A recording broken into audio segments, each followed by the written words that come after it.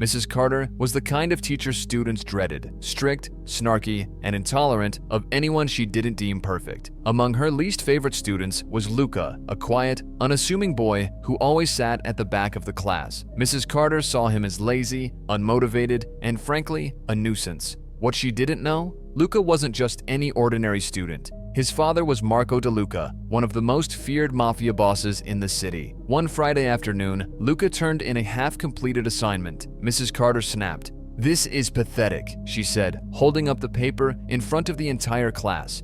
"Did you even try? Or are you just planning to fail at life like you fail in school?" The class went silent, all eyes on Luca. His face turned red, but he didn't say a word. Instead, he quietly took his seat, his hands clenched into fists. The following week, Mrs. Carter scheduled a meeting with Luca's parents to discuss his poor attitude.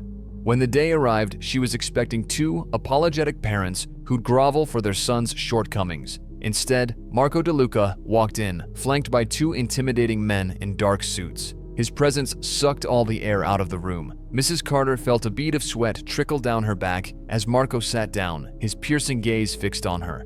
"My son tells me you've been disappointed in him," Marco said, his voice calm but laced with menace. Mrs. Carter stammered, trying to justify her harsh words. I only want Luca to do better. He's been very inattentive, and I believe discipline is necessary for his growth." Marco leaned forward, his tone icy.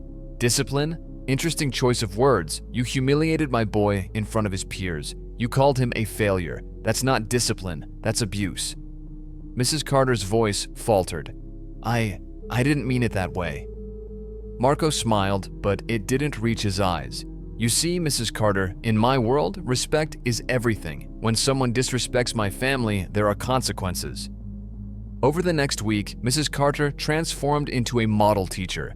She praised Luca in class, offered extra help, and made sure to avoid even a hint of criticism. The students noticed, whispering about her sudden kindness toward the boy she used to bully. Luca, for his part, remained quiet, but his subtle smirk didn't go unnoticed. One day, Mrs. Carter found an envelope on her desk. Inside was a single piece of paper with a message. "This is your only chance. Treat Luca with respect, or we'll have another conversation."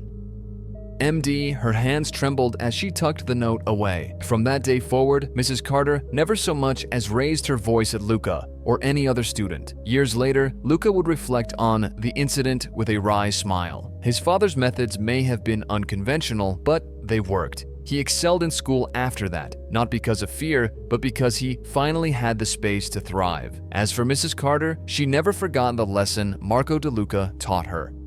Never underestimate the quiet ones. You never know who's standing behind them.